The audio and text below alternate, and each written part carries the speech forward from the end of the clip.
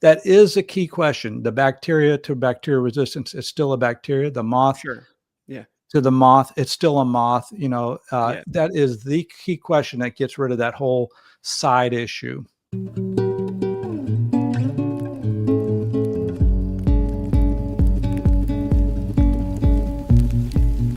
Okay, well, I'm Mark Hudson. This is Campfire Apologetics, where I help give tools to the everyday Christian to help them defend their faith in an increasingly hostile culture. And today we are talking about probably one of the most controversial issues, in my mind anyway, with our culture, and that is the theory of evolution. And I am joined by Dr. Carl Werner. I'm pretty excited about this episode because he has done a great deal of work in this field. He's a retired medical doctor, and he is the executive producer of the video series Evolution, the Grand Experiment, and also the author of the books, which is 5 volumes, and they are the same title, which is Evolution, the Grand Experiment. And so I'm gonna turn it over to Dr. Carl Werner here, and he's gonna hopefully get into how he got started on this project that spanned, I think, over something like 30 years or so. And yeah, he's going to talk about maybe some of the work that he's done, and just give us a little rundown who you are and what you've done. Thank you, Mark. So my story actually goes back to around age 19. I was in medical school, and I was in this accelerated 6-year medical school, and I was in my second year of the program. And one of my classmates asked me out for pizza and on Sunday night. And I thought we were just going to go out and talk about, classes and other students and gossip and things like that. Yeah. And he started to ask me at the end of the meal 3 questions that literally changed my life. See, at that point, I believed everything my professors had told me about evolution, the Big Bang, and the like. And he asked me these 3 questions about the Big Bang, the origin of life, and the fossil record. Mm-hmm. And they were such stunning questions that I realized that what I thought was true, was not, just based on these 3 questions. And the questions were, Carl, you believe in the natural formation of the universe, but you know as well as I that the universe does not form matter from nothing. You can't create matter like hydrogen or helium from nothing, because that would violate the law of physics called the law of conservation of mass and energy. Mm-hmm. So how could the universe begin without God? At that point, I had already, for all intents and purposes, had abandoned God. And I thought that was a stunning question. I had never thought about it. And the second question is, how would you go about forming the first life naturally, as you believe that, like a bacteria started from chemicals in a primordial soup? How would you form first life, since DNA doesn't form naturally? You can't just form DNA. And I thought that was a good question. Then he said, why is a fossil record not show evolution? We have 1 billion fossils, so many fossils that the museums are full, and yet they don't have the fossil record showing the origin of the animal groups. They just suddenly appear. He said, how could you explain that, with so many fossils? I thought about that. I actually converted to Christianity based on those 3 questions. Okay. 6 months later, because if those were true, I had to abandon what I thought, because it was it didn't align with what I thought. And so I was like, but once I did that move, then I had the work to do. Well, what do I do about this? What do I do about ape men? What do I do about, right, all these evidences, the millions of years and all this. And I just thought, I mean, I'll read about it. I'll just go Yeah. about trying to figure it out, but I couldn't figure it out. I read for 18 years books on geology and biochemistry and the thing, but I just couldn't figure out evolution by reading these books. So then I approached my wife in, I think it was 1997, after 18 years of this kind of wallowing in poor information. And I said, I'd like to go out west and go to the dinosaur dig sites and film interviews. We'll start up a television production company so I can get access to the fossils and see if I'm missing something or if somebody's missing something. And, you know, it was supposed to be a 2-year project and I'd write a book. And that ended up being my life for the next 30 years. Yeah. Turned into a bit more of a Yeah. project. Eventually, we traveled like 298,000 miles and we were on 5 continents and we were in, I don't know, 13 or 16 countries. And we had interviewed 104 scientists when it was all done. And we Wow. had gone to the fossil vaults of the museums because we were filming for a national television miniseries on evolution. And Right. so we got access to the fossils. And so we had this enormous opportunity. And slowly I got the answers to my questions of how evolution could not be true. And here's why the Big Bang doesn't work. Here's why the millions of years doesn't work. Here's why the rock layers don't work. And now I have it all lined out in my mind. And I could confidently say to you and your audience that the theory of evolution actually came to an end or was finally disproved in the year 2024. And I can explain that later. But yeah. So what started out as a pizza conversation, 2 minutes, and this turned out to be a Christian guy, end up having all this fruit where now we've sold 70,000 books and videos, and we've been on 9 television networks. And yeah, so, and you know, it's funny. It's a whole thing. The whole story's odd, you know. It's not how you would go about it, you know, but it is my story. So there you go. Yeah. So you're saying pizza is healthier than we really think it is. Yes, and that's this what I'm getting. No.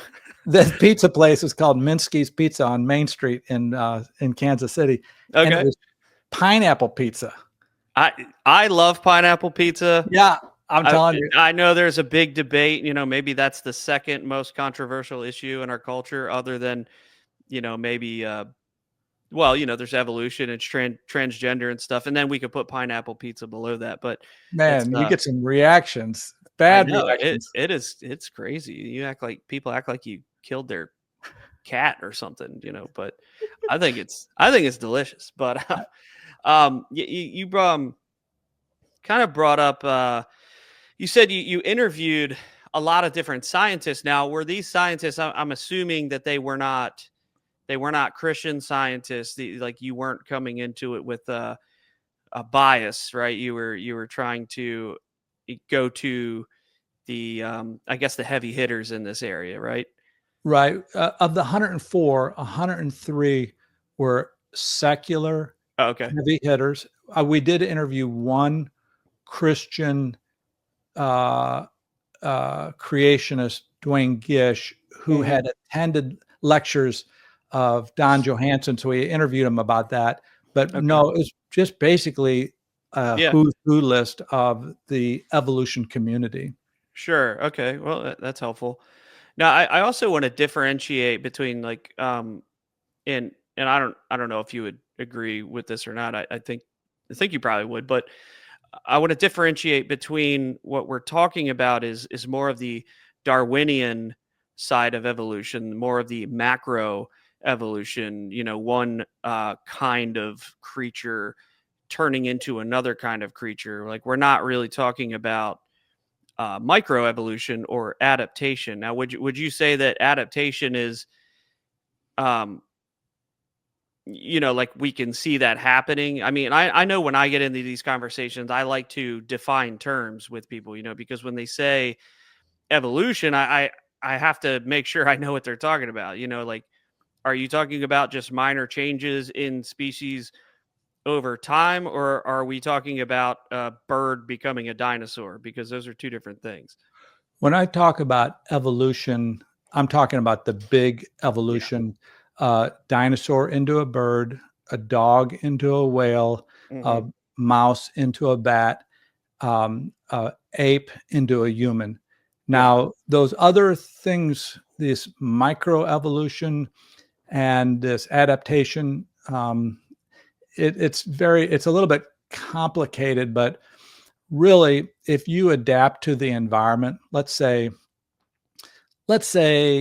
you needed to uh, eat leaves higher up in the trees, and you're a horse or something, and the leaves keep going higher and higher, and you keep stretching your neck.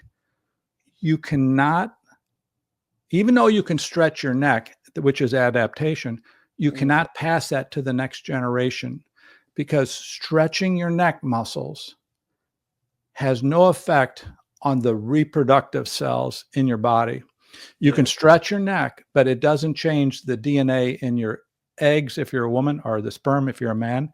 And so adaptation, it sounds so nice and so plausible, and Yeah. evolution scientists use it, but it Mhm. really doesn't cause evolution. It's a misnomer, really. Yeah.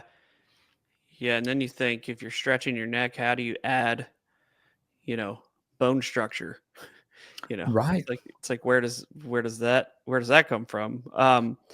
But I think, yeah, I guess I haven't really thought about that particular example. But there's a couple that I think come up pretty often, and that's, one would be like bacteria developing antibiotic resistance, and like peppered moth changing due to environment, and Darwin's finches, in their beak size. And to me, when people bring those things up, I'm like, okay, well, what did the bacteria turn into? It's still bacteria, right? Well, That is the so key then, question, and thank you for clarifying that for your audience, because that is a key question. The bacteria to bacteria resistance is still a bacteria. The moth sure, yeah, to the moth, it's still a moth. yeah. That is the key question that gets rid of that whole side issue. Yeah, it's brought up a lot, really, but it's never really a good example of what I would call Darwinian evolution.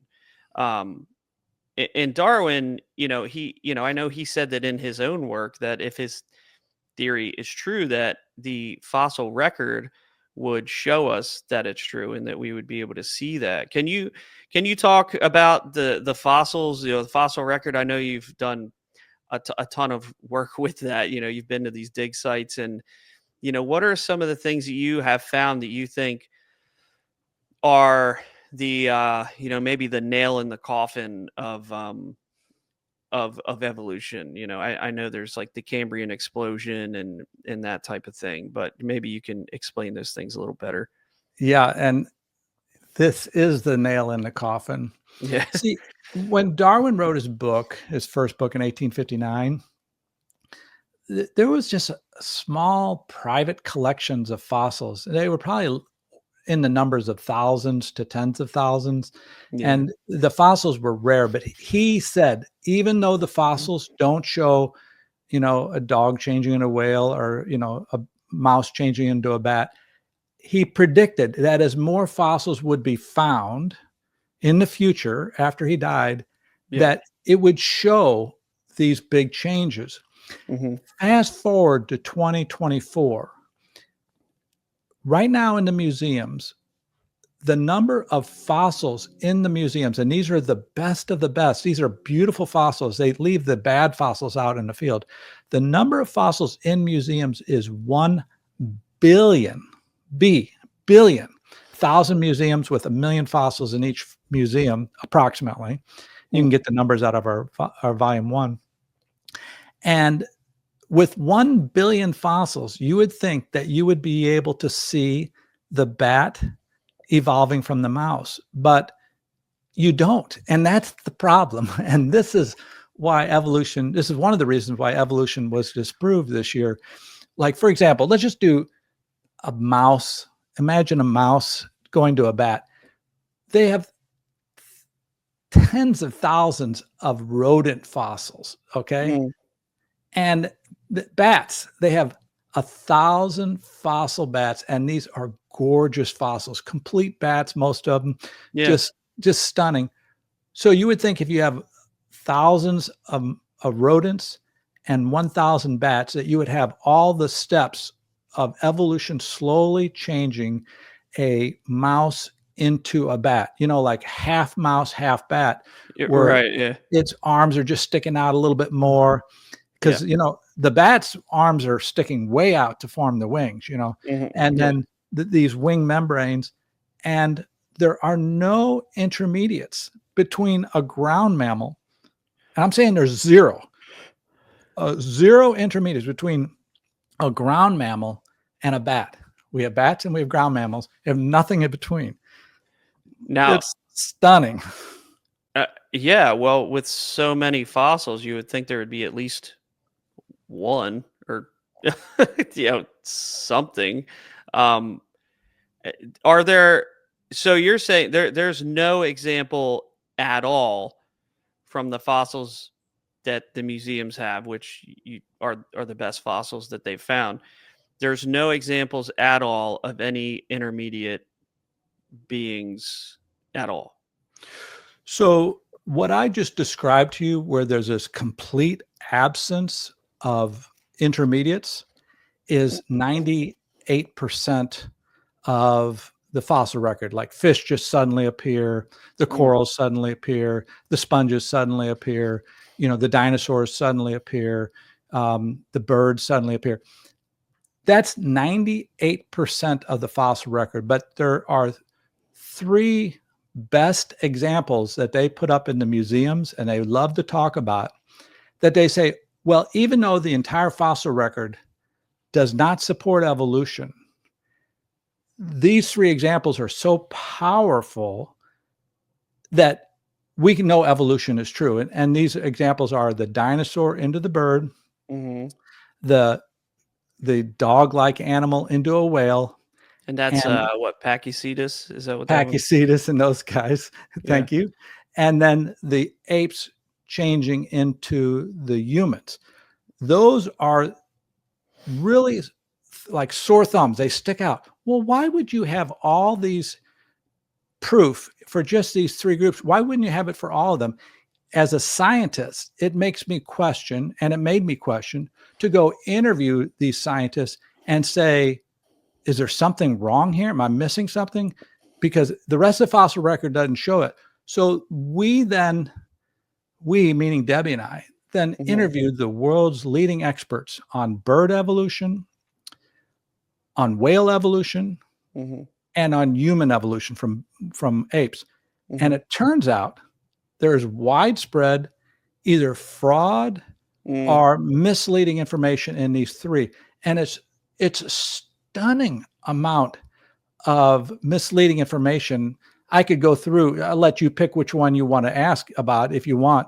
But for example, humans, apes from humans, we document, and this just came out this year, that the human evolution scientists committed 150, not mistakes, because they did lots of those, but 150 frauds in their field. 150 frauds by human evolution scientists, like purposeful, knowingly changing the size of the fossil, or purposefully lying about the fossil, or purposeful enlarging the skull to make it more like what they would think it would be. And it just goes on and on and on and on. In fact, the majority of the ape men that you know about actually have fraudulent basis that nobody knows about this. Carl Werner and the few people that have read my book so far and seen this in the video series are the only people on the planet that know these Yeah. frauds, because they were uncovered with a lot of work. Like, for example, Lucy had 3 frauds. How did I find that out? Well, I didn't read just the Lucy book, but we interviewed the scientist who found Lucy. Then we interviewed his partner in Paris. Then we interviewed his student who attended lectures. And we watched his video series and read his books. And then all of a sudden, these frauds just popped out. But nobody else knows this. And so if you want to find out about that, you could watch our video series, Yeah. Same way with the whale evolution. Mm-hmm. Didn't they, I think I remember from watching the video series, wasn't the Pachycetus one of those frauds? Didn't they, what was it? Didn't they throw like a tail onto a fossil that they found, or it was something of that sort? Basically trying to show that a dog somehow became a whale. Yes. So yes. Now, I don't consider those frauds; those were just mistakes. Okay. But the 3 intermediates that were like the lion's share of the proof that a dog-like animal became a whale, mm-hmm. the 3 intermediates, the scientists, and we interviewed these 2 scientists, had added whales' tails, whales' flippers, whale blowholes to animals that did not have flippers, whale tail, or blowholes. And we got it documented how they did it, why they did it, what the animal actually turned out to be. When you see, like you mentioned, Pachycetus was on the front cover of Science magazine. That's the official publication for the American Association for Advancement of Science. It's, it's like this 4-legged walking whale swimming underwater, and it's just amazing. It turns out that Pachycetus looks like a dog. It really does. And you can see the skeleton. When they found more of the fossils, then you can see that it wasn't a walking whale with 4 legs. It was just a land animal. Some form of maybe canine creature. Yeah, it wasn't canine, but it was, if just to kind of get you something in your mind to think of, it was not anything water, right. Okay. Yeah. Complete land animal. Complete land animal with 4 legs, Now, what did they? So when you talk to these scientists, do you think that they were being genuine in their research, or do you think that they were, trying to piece things together to really try to make evolution work? Like, was it more deceptive, or do you think it was more honest mistakes?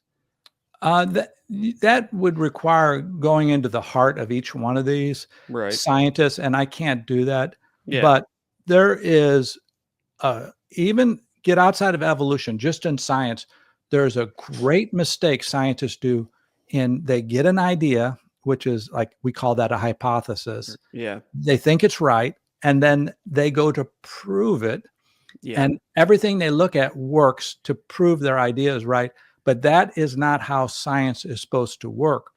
And that was one of the strengths that I had, is I had done research in high school at the University of Missouri. And we always develop first the scientific method is you get an idea, hypothesis. Yep. Then you come up with the opposite idea, the null hypothesis. And then in order to prove your idea, you try to prove that it's not right. You try to prove the null hypothesis. Yeah. But in evolution scientists, as in many fields, medical research, scientists don't know that. And they just like, here is a bone. I think this is the intermediate, and it proves evolution. So they have this preconceived idea. Yeah. They don't really test it. They just want to prove it. And everything they see is proof, and then somebody like myself comes along and like, that's just a rock. That's not a stone tool. That's just a dolphin's rib. That's not an 8-man collarbone. It's really clear as someone coming behind them and checking their work, but they're into it. And this is why they've made so many mistakes. Yeah, it's like I've talked about it on previous episodes. I don't know if maybe I haven't published them yet, but I was reading a book by Dr. Jason Lyle, and he's talking about uh evidence. He's just talking about evidence in general, right? Like a Christian looking at evidence has their own presuppositions, and an atheist looking at evidence has their own presuppositions. And so they're going to interpret that evidence through the lens of those presuppositions. And so it's not a matter of evidence, it's a matter of whose presuppositions are correct. And it's like Dr. Frank Turek says often that science doesn't say anything, scientists do.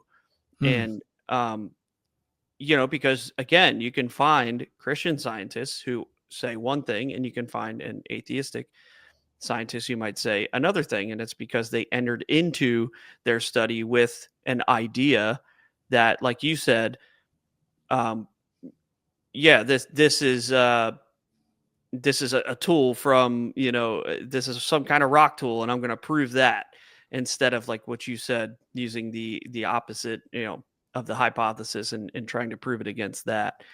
So that's Mhm. I think that's a good point. Now,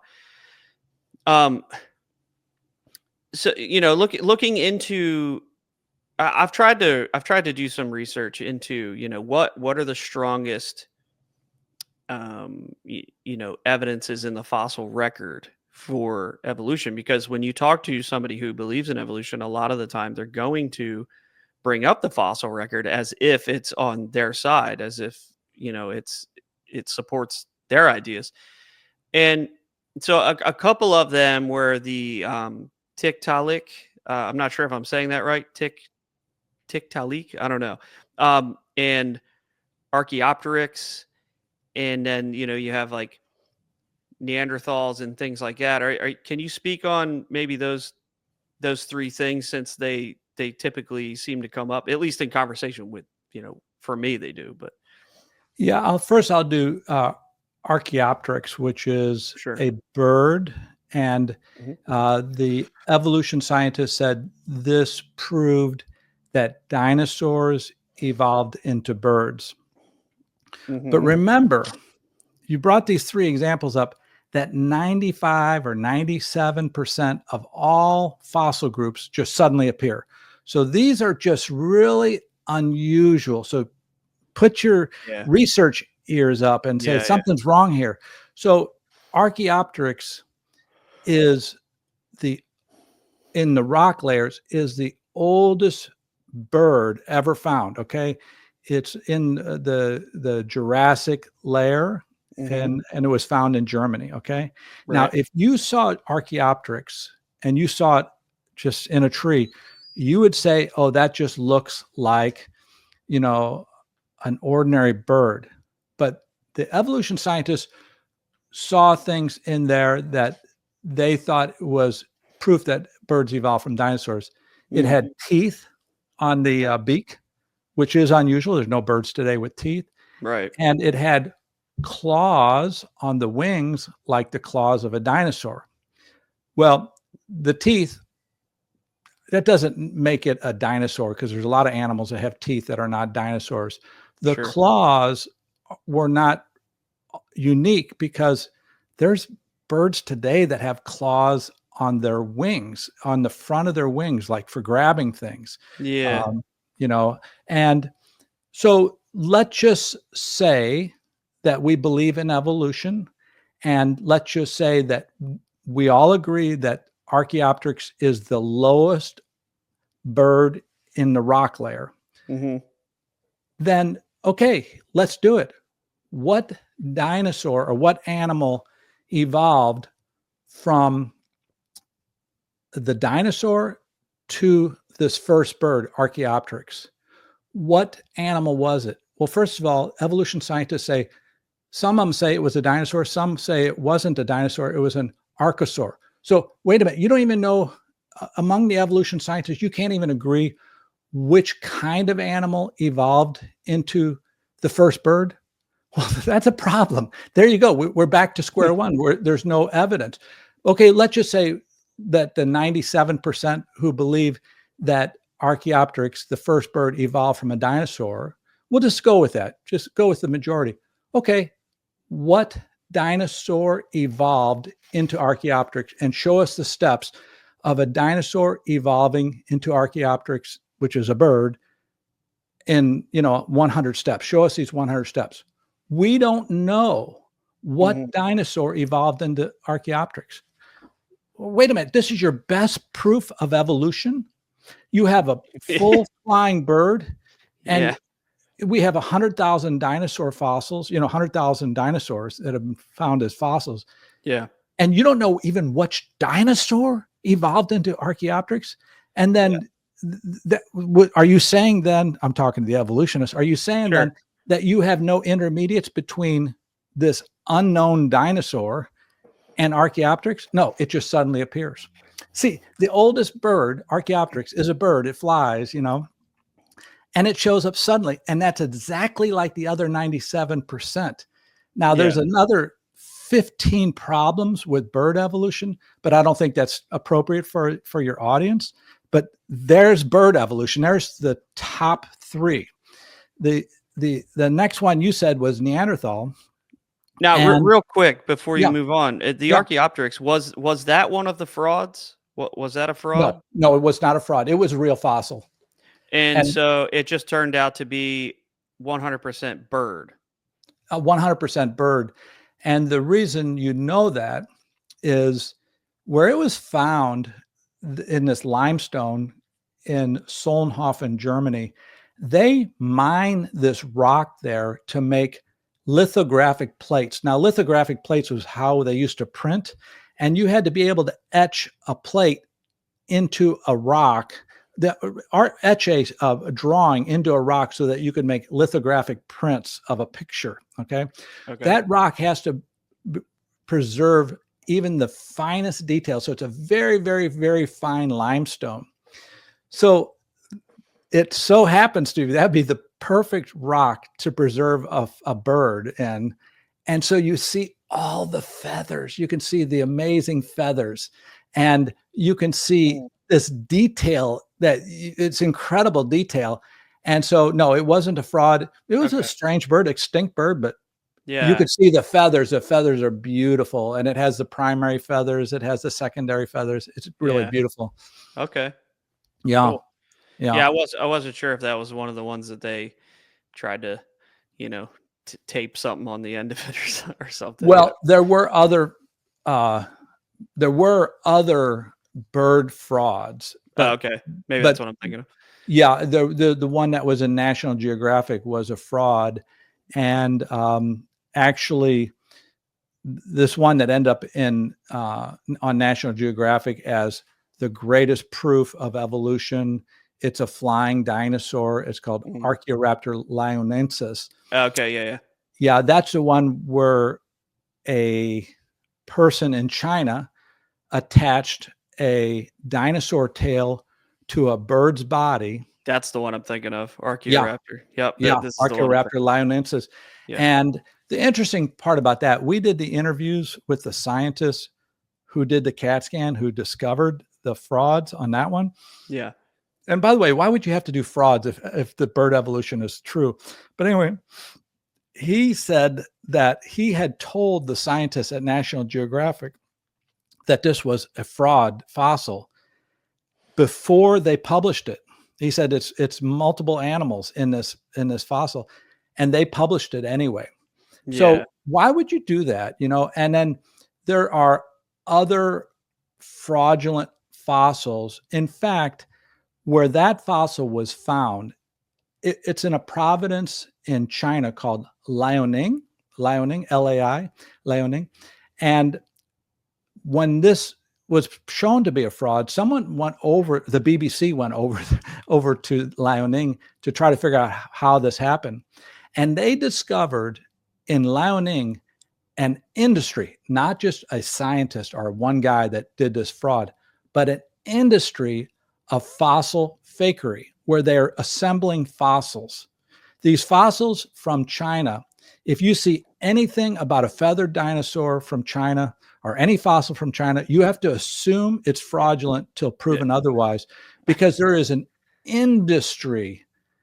And the BBC filmed this in their show called The Dinosaur That Fooled the World. They went from shop to shop. What do you want? You want the flying dinosaur? You want the walking whale? They will make up what you want because they have all these fossil pieces and they can just assemble them. What's the purpose of that? $70,000 for Archaeopter lionensis. That's what that one fetched, $70,000.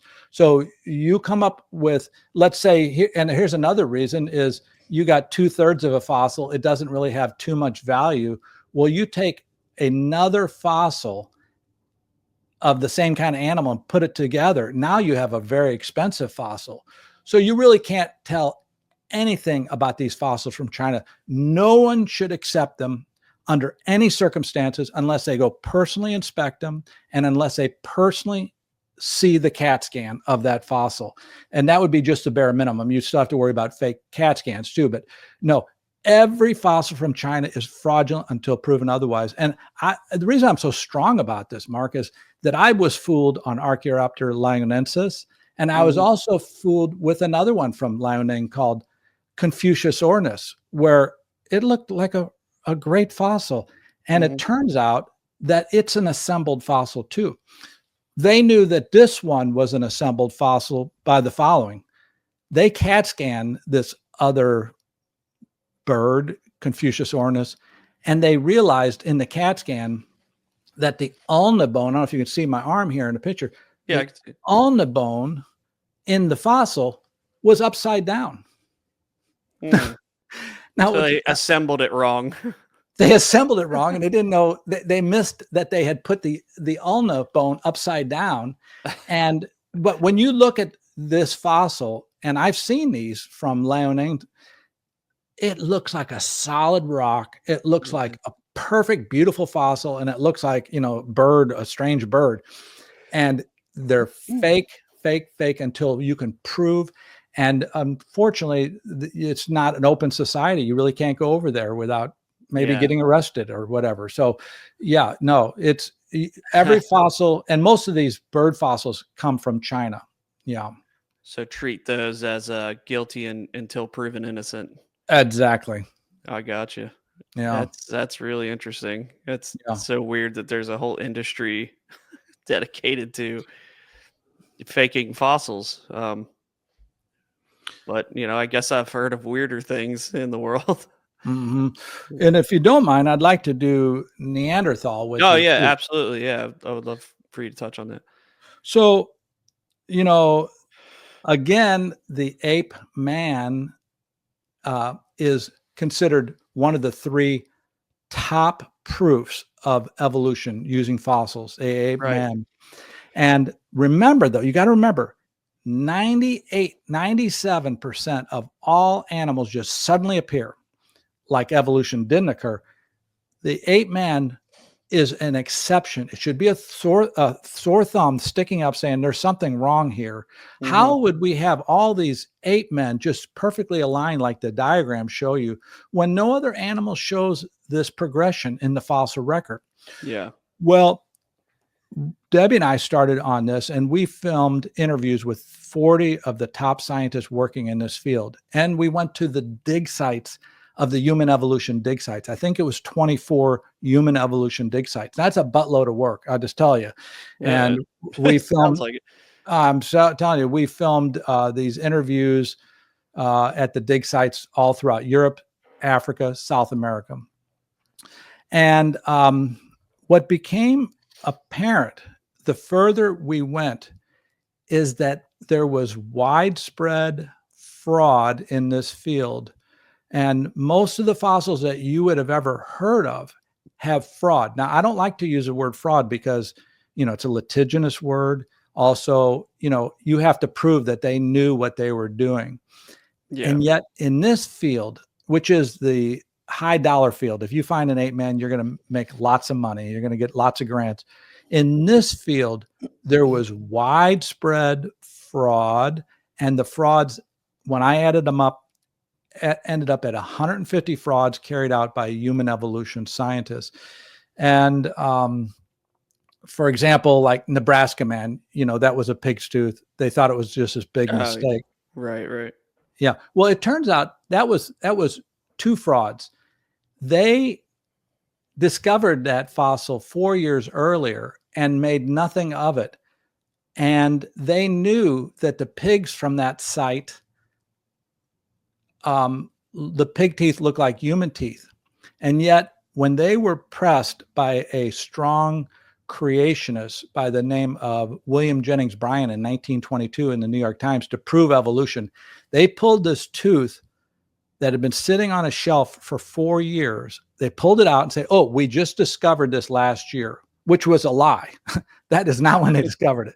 And they had been ignoring it because it looked like the pig teeth. And they had known for 13 years that the pig teeth look like human teeth. And so when they announced it, they said, "Oh, this is an ape man. We just found it," which wasn't true.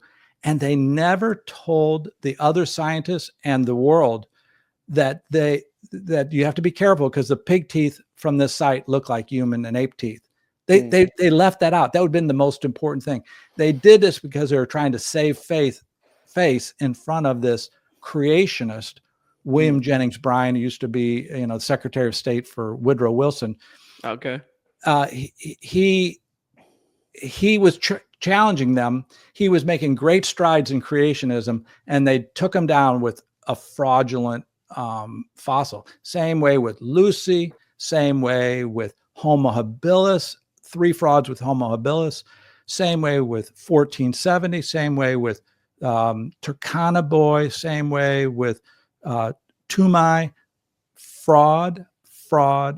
And and I would imagine that your audience is saying, "This guy is full of bull.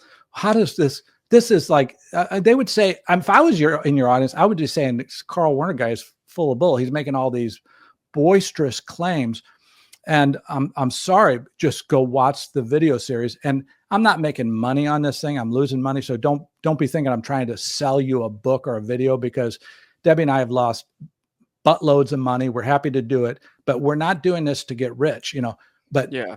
I made these claims because they were true. And it's a little bit painful to go against, a stream, like a trout going upstream or a salmon going upstream. But it's true. There's so many frauds in this field. And then we just happen to have the video cameras rolling, when these were revealed. So you can't deny them. You cannot deny that I didn't document these, because here's the scientist saying it, and here's what reality is, and here's this other scientist calling the first scientist fraudulent, So it's a terrible indictment on the theory of evolution. And once bird evolution, whale evolution, and human evolution go down, which is the 3 big claims, that's the last 3, more or less, for the big ones. Evolution goes down in 2024. And that's the stance I'm taking now, that I can demonstrate it to you. If you got 4 or 5 more hours, I can just go through it more. I can go through it step by step, starting with each of the steps you'd have to get to.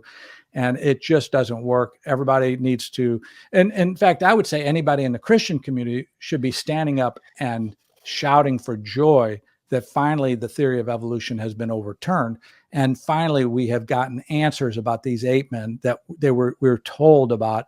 And it turns out that it was fraud. Everybody should be like, "Oh my gosh, this is it. We've been waiting for this for 160 years. Yeah. And now it has come to a collapse, Yeah. But even before I started looking into any of this and, really caring about any of it, I had always thought that it was a theory that just made little to no sense. Like when you're talking about dinosaurs turning into birds. So in my mind, you're like, okay, so you mean to tell me that the most ferocious creature that roamed the earth and could, maul anything in its sight evolved into this crappy little thing that we shoot out of the sky, or, we Yeah. eat it, or it's just this weak little frail thing with Yeah. hollow bones, and it just doesn't seem to be the picture that evolution is supposed to paint. I would think that things are supposed to get better and not worse, but also mutations in species are almost always negative and not positive. And so, not only that, but there's also, I think, some deep philosophical problems with evolution. Like the fact that if we're all molecules in motion and stardust bumping into stardust, that you can't get objective morals from that. You can't get order from that, so you can't even really do scientific experimentation if that's the case.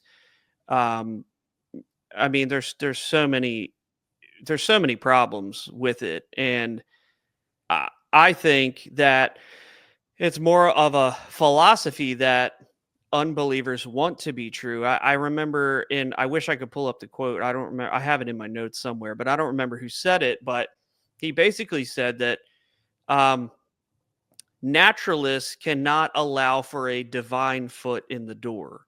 Mm-hmm. And so it really doesn't have anything to do with evidence or whether or not it's true or not. It has everything to do with the fact that they don't want there to be a God, Mm-hmm.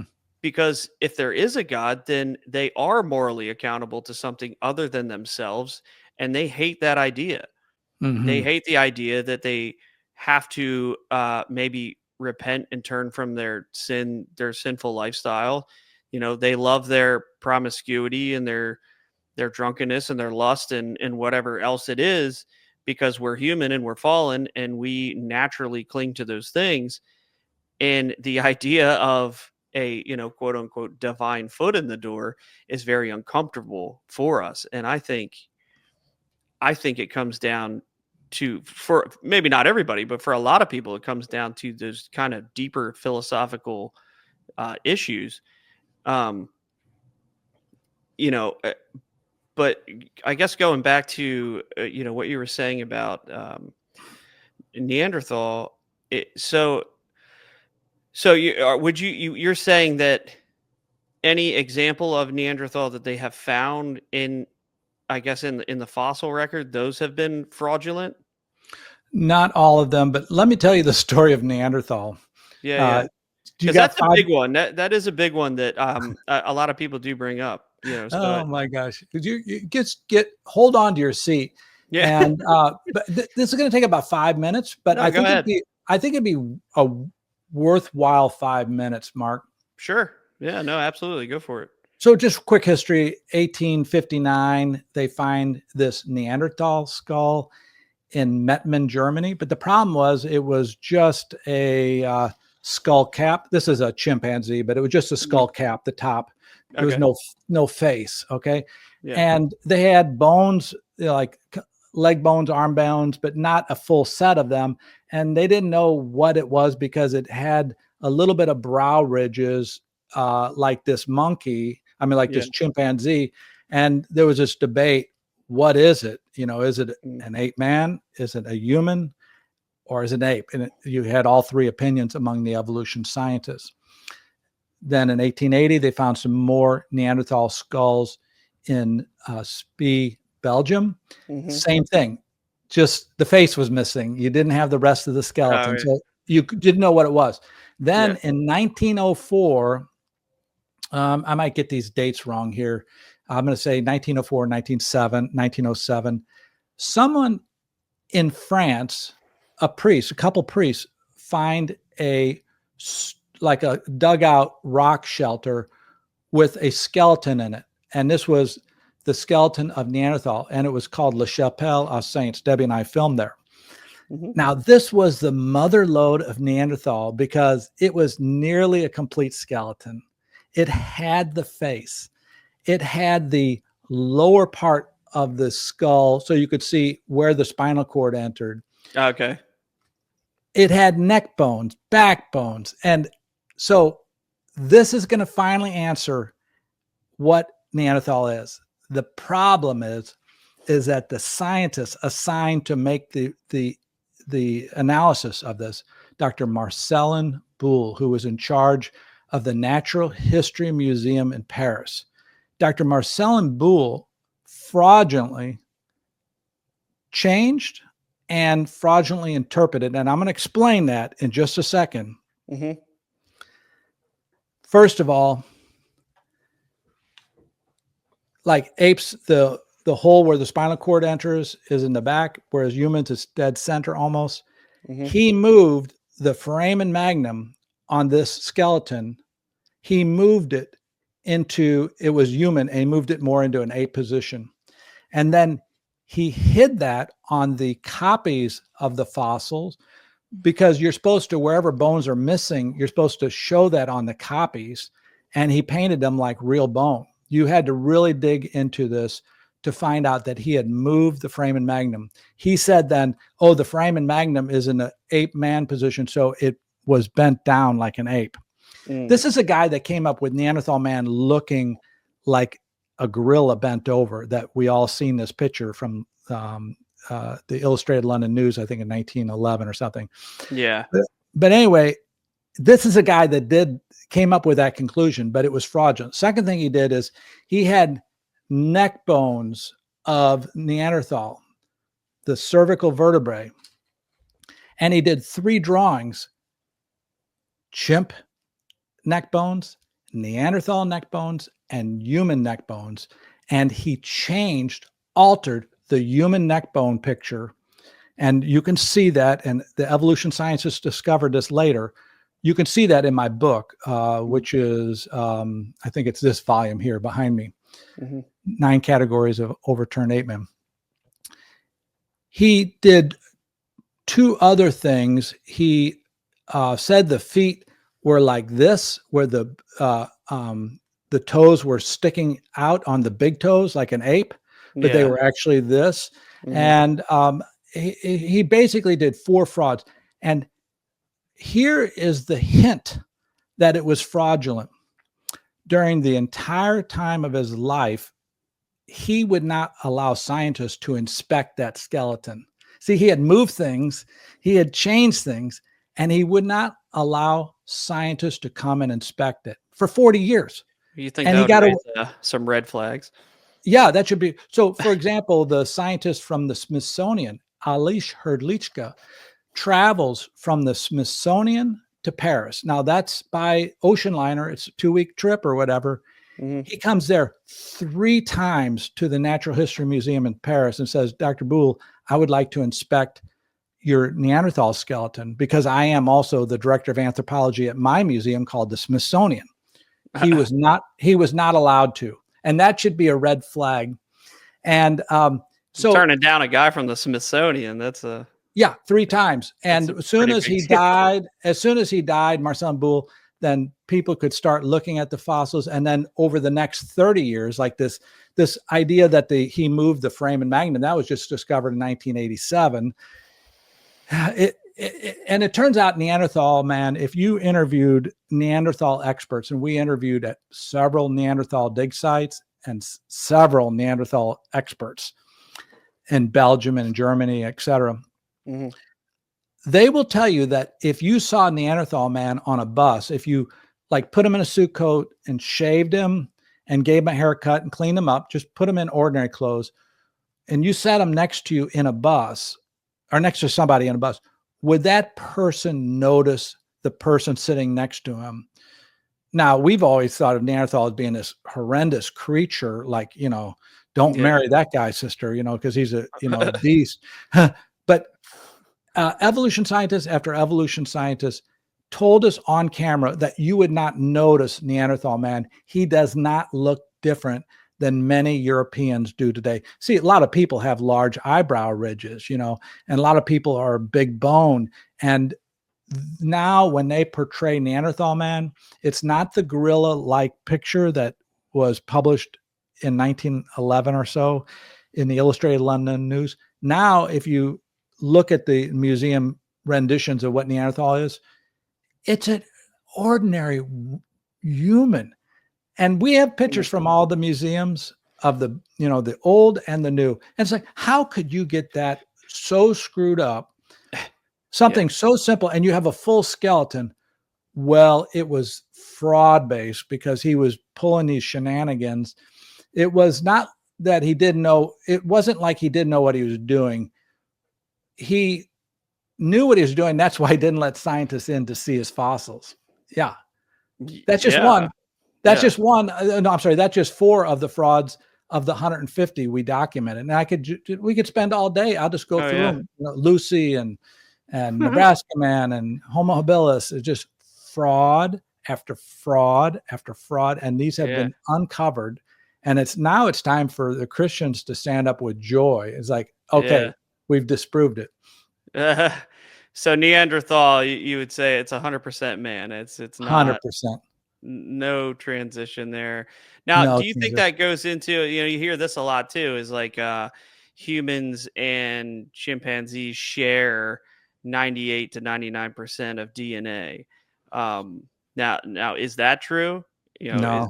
Well, it's misleading. Let me just say that. First of all, among evolution scientists, they would say it's somewhere between 98.5, maybe down to 95, maybe down to 90%. Okay. So it's not 98, but let's pretend it is 98. I'm going to tell you why that doesn't work.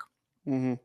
It seems so convincing. Oh, wow, we're so close to a chimp. We're 98.5 similar in our DNA. Well, aren't we similar to bananas? Yes, you are. And asparagus too. Yeah. But here's the problem with this 98.5% number. 98.5% of what? That's the real question. What are you talking about? 98% of the total length of the DNA. Okay. So how many letters of DNA are in chimpanzees? 3 billion. What's 1% of 3 billion? That's 30 million. So really 1.5%. The difference between a human and a chimp is 45 million letter difference in DNA. And those 45 million letters would have to come about by random mutations. Yeah. That's impossible. In 5 million years to come up with 45 million letters correctly placed to form new proteins and new enzymes that aren't in the chimp, 45 million. And if you then add that number up, if you say it's 95%, then it becomes 150 million, so there's so much difference in the DNA, and not only just the letters, but also like the Y chromosome of humans and chimps are completely different, and there's just so many problems. And this is all going to go away in another 20 or 30 years as the scientists process this information. But right now you could just be assured that it's 45 million letters. It's so different. Yeah. I think given enough time, scientists are going to flip back to, how all of the fathers of the scientific disciplines that we know and love today were, Christian. Yeah. Like they used science to discover God, to discover more about God, to discover more about creation and how it works, and their relationship in it and to God. And in my mind, you hear about all these different animals and species that have all of these similarities and whatever, and they use that as an argument for a common ancestor. But it doesn't really work in my mind. You think if there's a creator, then why wouldn't he use a lot of the same building structures and tools for his creation? I mean, if you have a carpenter who's building a house, he's going to use nails and wood and a saw and whatever other tools, and materials go into building a house. And then, back in the day when bridges were made out of wood, he's going to use the same tools to build that bridge, but one's a bridge and one's a house, but he used the same tools to do it. And in my mind, why wouldn't, why is it so hard to think that God would do something similar? with his creation, just using different materials and different objects and principles and everything else to build his creation. It just, I don't think to me, that's never been, a home run for, like, that seems to be that their bread and butter that they go to. There's, for common ancestry. But there's actually a logical fallacy in their argument, and I want to explain that to you Oh, yeah. about similarities. This is in our volume 1 in our Mhm. book series. We did a chapter on similarities. So the evolution scientist says the similarities between an ape and a human prove that we evolved from an ape. So similarities prove Yeah. that evolution occurred. But then you just start throwing out examples. For example, a dolphin and a shark, and there was another reptile called ichthyosaur. It was a reptile. So you have a fish, a mammal, and a reptile. They all look basically the same. They all have a dorsal fin. They could be mistaken for a shark in the water. Mhm. They all swim. They all have, the pectoral fins on the side. They all have these aquatic adaptations, and yet they're totally unrelated. And you have to ignore those similarities. So you can't say Yeah. similarities is your proof when then you give you another example. Oh, you ignore those.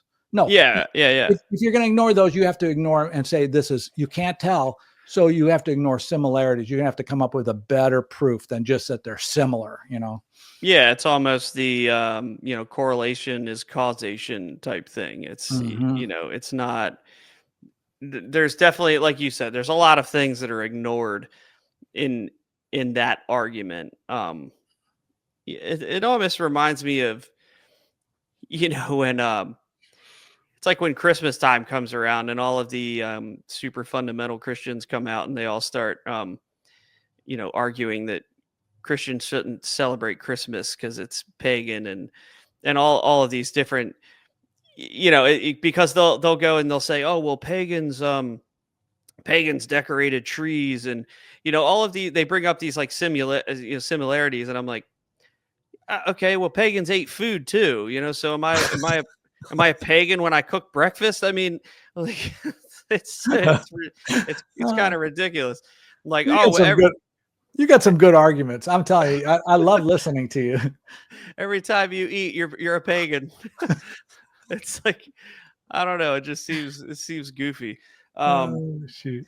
But yeah, I guess the last thing that I wanted to touch on is something else that I was able to dig into and find. I was just looking for the best arguments for evolution. Like, what are the home run knockout arguments that are used to try and prove that evolution is true?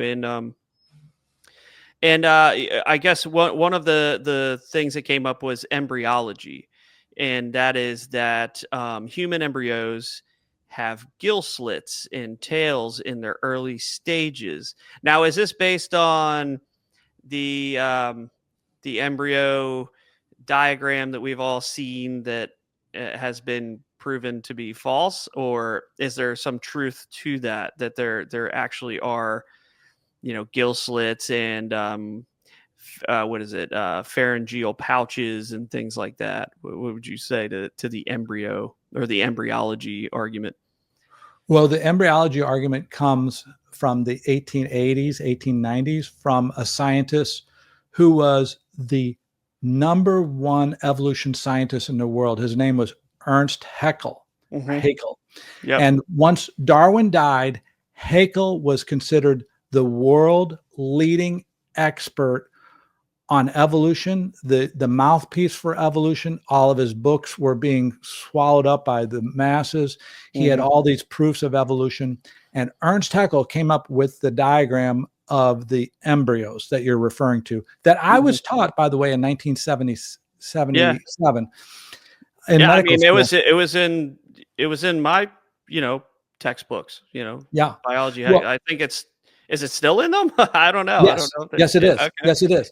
And so here's the deal. Number one, Haeckel committed 58 frauds. 58 frauds. This is the scientist that came up with the embryo thing. There was a book released in 1909 or something, The Frauds of Haeckel. You don't have to buy the book. Just go watch our video series because we go through these. They're stunning. But Haeckel had this propensity to take living things and then draw them and change what they look like. And these embryos, there are no gills on a human embryo. Right. These embryos that all look similar, like the chicken, the rabbit, and the duck, and the like. He had them all looking similar. So you say, look, we all evolved from a common ancestor. But in 1997, a physician in Europe did something that no one else had ever done. Well, we have his drawings. Let's get the actual animals' embryos, and just take photographs and put them right next to his drawings. They look, Mark, nothing like his drawings. Yeah. The drawings are so fraudulent. And, he did another thing. This is how over the top he was. Another example of a fraud he did is he had two pictures of two eggs. And he said, this is a human egg and this is a duck egg or something. And he say, look how similar the egg stage of the human being is similar to the duck. So that means we came from a common ancestor. Until someone pointed out that the two pictures were the same drawing printed twice. Look at this duck egg and this duck egg. Yeah, it's look at this duck egg, but we'll say it's look at this duck egg and a human egg. Then he did that for embryos. He took the same picture of an embryo. This is not the embryo pictures you're talking about, but a different one. Yeah. This is a human embryo. This is a duck embryo. This is a dog embryo. And look, they look exactly like we all evolved from the same animal. It turns out that too was the same picture. He just printed it. Human embryo, dog embryo, duck embryo, whatever they were. It's astounding. And he, at the end of his life, admitted in the Berlin newspaper, I think it was 1909 or so, that he had done a few frauds. I think he said 6 or 8 is what he said. And but he said, hey, it's not a big deal.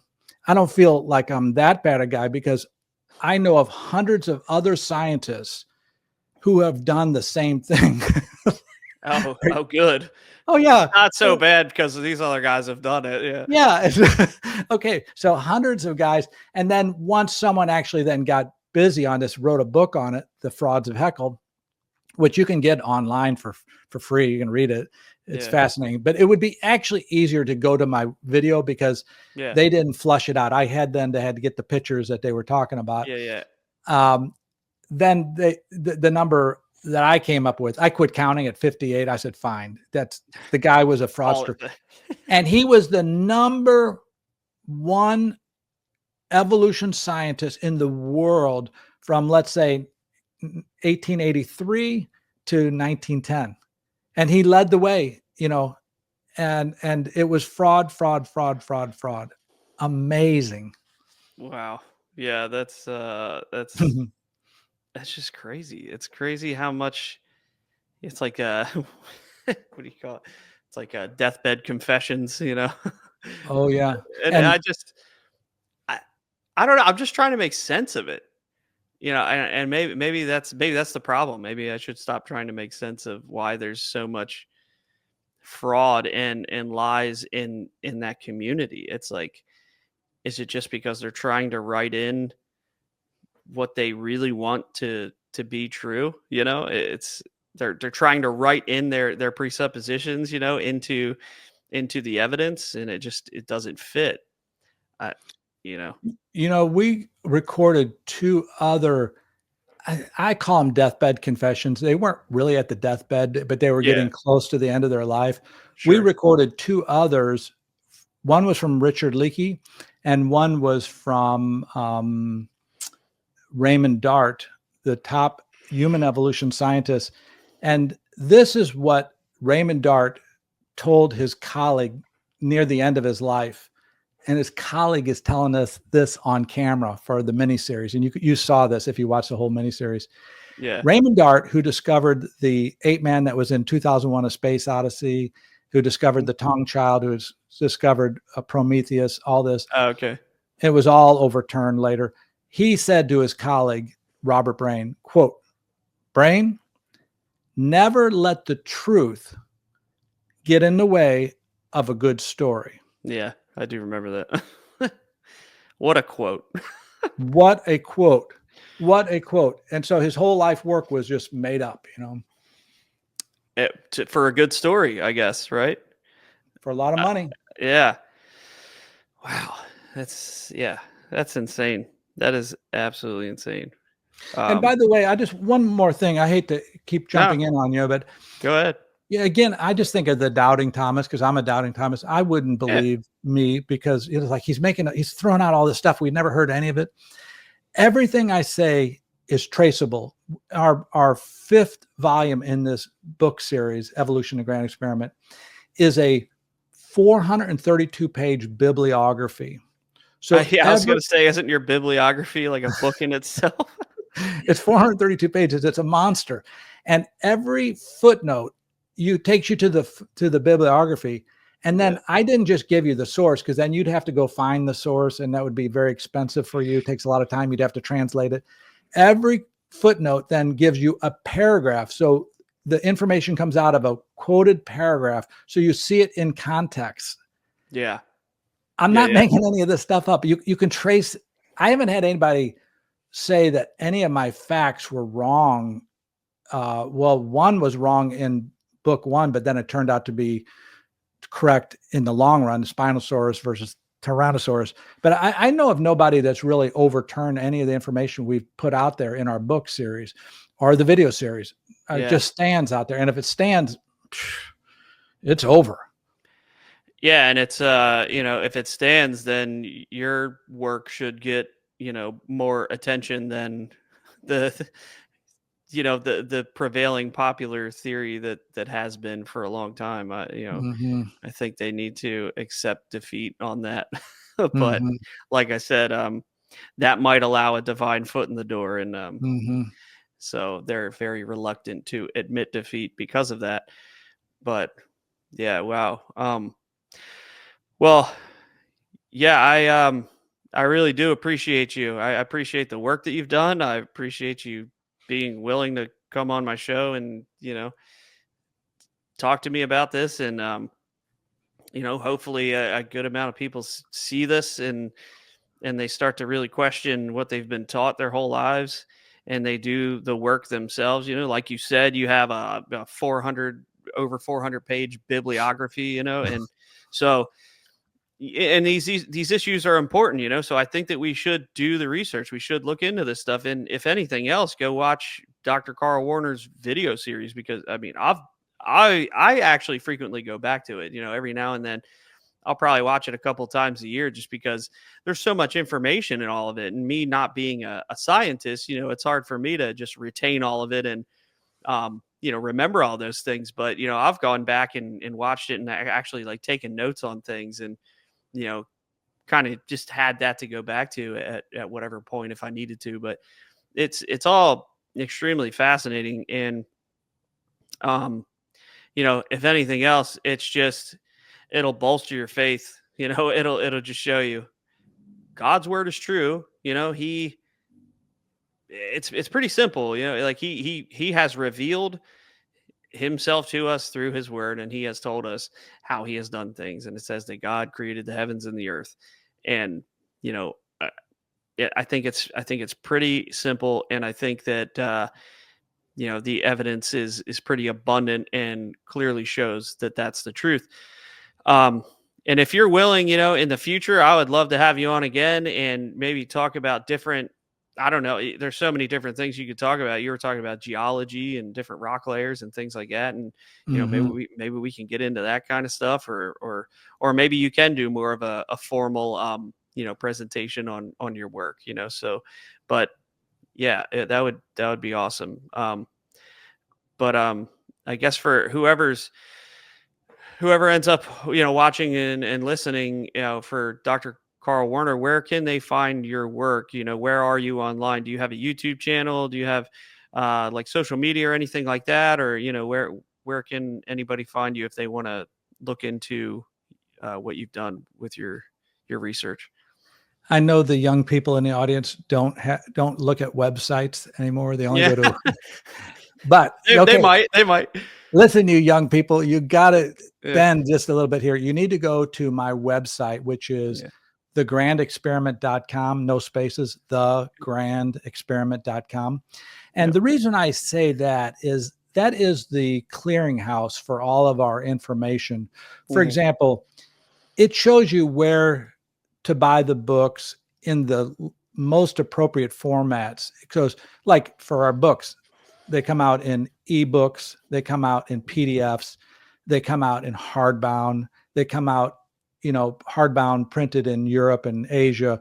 So wherever you're at in your audience, that is the clearinghouse. And then you can also see, how the book series is oriented. And then you can also see our appearances on different podcasts and people's criticisms of me. You can see that. It's really the clearinghouse. And then you can buy the products anywhere, but you'd be best to start there, because I have tried to give you the cheapest way to get to the information. They have discounts and packages and things like that. So start there. And you could probably spend a week or two on my website because there's so many videos to watch.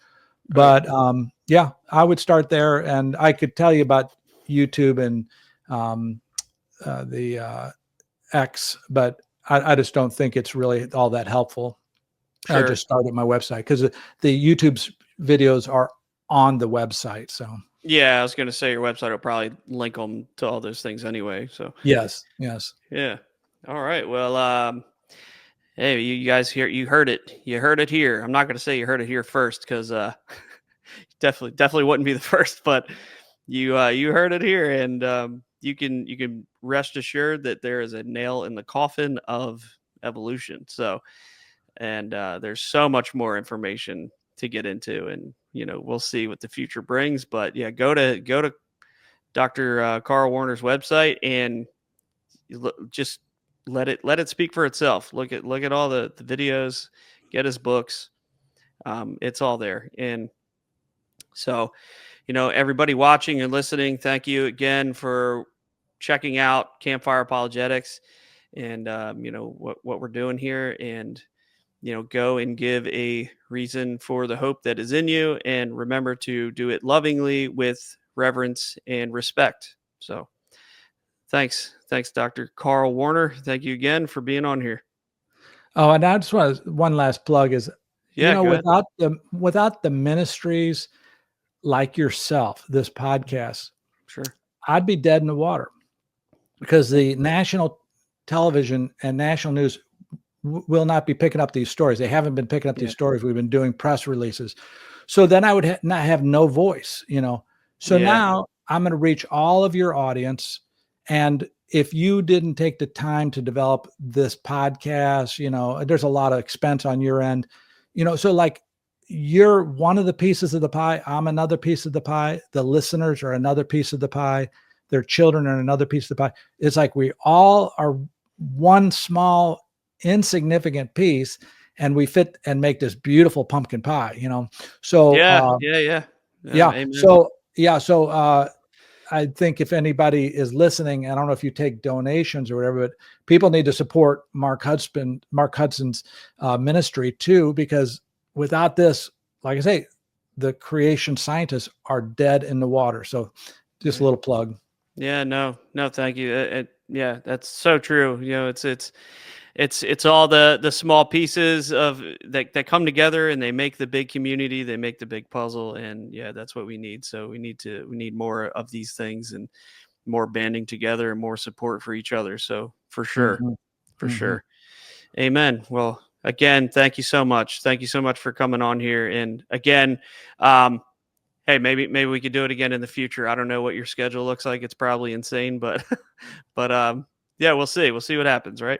Sounds good. And I just want to tell you about geology, the rock layers in the millions of years, Yeah, that's all over too. But we just didn't have time to talk yeah, about yeah. it. No, Yeah. yeah, like I said, maybe we can do one on that. That would be awesome. Yeah. Cool. All right, brother. God bless you. Yeah, God bless, man. Thank you again. Thank you. Bye-bye. Yep. That's it.